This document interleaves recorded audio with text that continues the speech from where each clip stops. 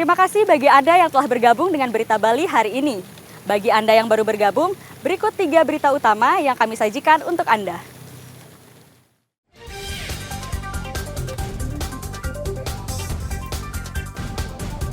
Seluruh petugas pelayanan Pelabuhan Padang Bayi wajib diperiksa kesehatannya agar tidak tertular virus Nipah dan cacar monyet.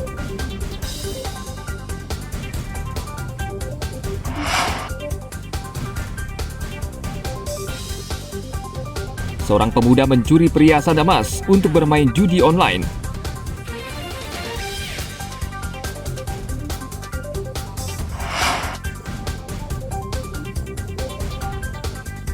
Masyarakat menyambut meriah penganugerahan gelar pahlawan nasional kepada Raja Klungkung, Ide Dewa Agung Jambe.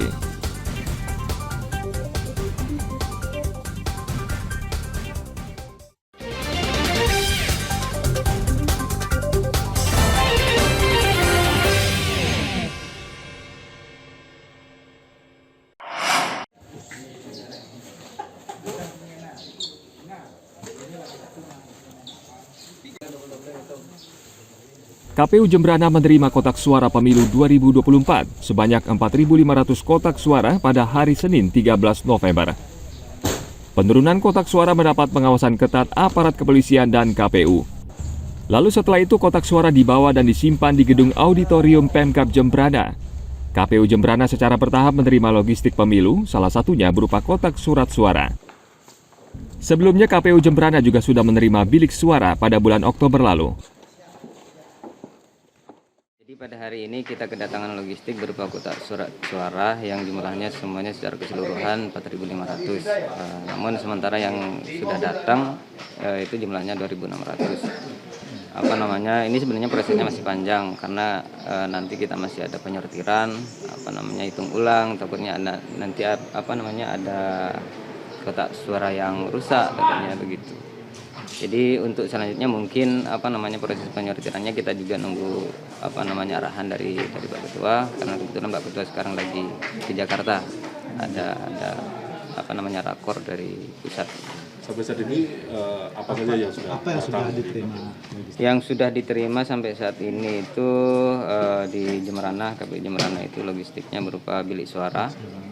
Terus kemudian ada segel plastik, terus yang terakhir ini kotak suara yang sudah masuk di Jembrana. Apa itu yang kedua? Segel plastik. Yang pertama bilik suara, kedua segel plastik, terus yang terakhir ini kotak suara. Untuk pemilu mendatang, Kabupaten Jembrana membutuhkan 4.490 kotak suara yang akan disebar di ratusan TPS di daerah ini. Butan melaporkan dari Kabupaten Jembrana.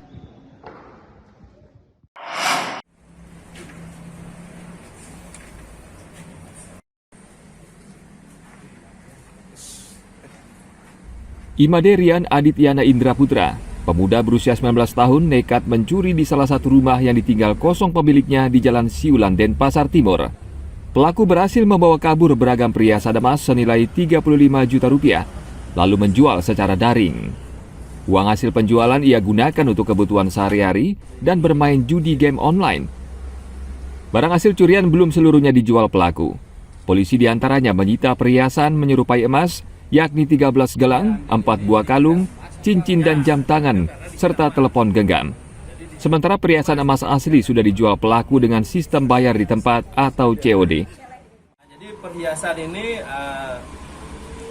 sebagai barang bukti, termasuk juga jam tangan yang dia beli dari hasil penjualan emas, kami jadikan barang bukti. Jadi ini tidak ada kadar emasnya. Jadi ini semua hasil curian dia di 6 TKP. Kali main game kalau malam itu bukan juta, 300.000, nggak sampai jutaan kalau dalam sehari. Tapi berkali-kali. Tapi karena berkali-kali akhirnya banyak juga.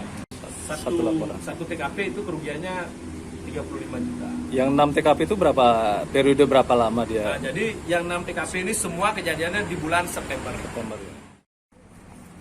Dari hasil interogasi ternyata pelaku sudah 6 kali mencuri di Jalan Siulan, Denpasar Timur.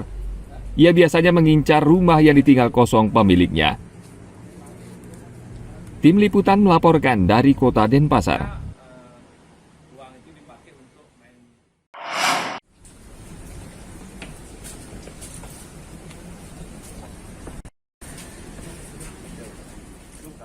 Polsek Kuta akhirnya meringkus 2 pemuda yang biasa menjamret turis asing di Kabupaten Badung. Kedua pelaku merupakan bagian dari komplotan penjamret yang sebelumnya diringkus polisi, dan saat ini mereka sedang menjalani persidangan di pengadilan. Kedua pelaku ditangkap di rumah kosnya di Jalan Kubu Anyar pada 6 November lalu. Terakhir mereka menjamret korbannya warga negara Lituania dan Oman. Mereka berhasil ditangkap karena korban rupanya mengenal ciri kedua pelaku. Sebelumnya mereka juga beraksi di Jalan Sriwijaya, Legian, dan Jalan Sunset Road, Seminyak.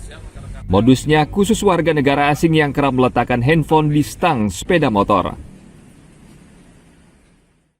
Tersangka IWU ini merupakan DPO, di mana teman satunya sudah berhasil kami ungkap sebelumnya, dan pernah kami rilis sebelumnya, dan sudah melakukan kejadian beberapa TKP. Tapi kami masih melakukan penyelidikan terhadap tersangka ini untuk TKP-TKP yang lainnya. Sementara yang diakui oleh tersangka ada 2 tempat yang sudah kami sebutkan tadi.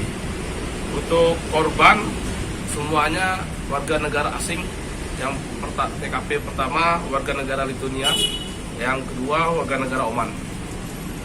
Untuk barang buktinya yang ada di depan, satu motor Honda Scoopy warna merah. Untuk kronologisnya sendiri, pada saat itu korban lagi berjalan menggunakan kendaraan sepeda motor, lalu menghidupkan aplikasi Google Map, lalu dipepet oleh tersangka ini, langsung diambillah handphone yang menjadikan barang bukti. Para pelaku saat ini masih menjalani pemeriksaan dan mereka akan menyusul rekan lainnya yang saat ini tengah menjalani persidangan di pengadilan dengan ancaman hukuman maksimal 7 tahun penjara. Tim Liputan melaporkan dari Kabupaten Badung.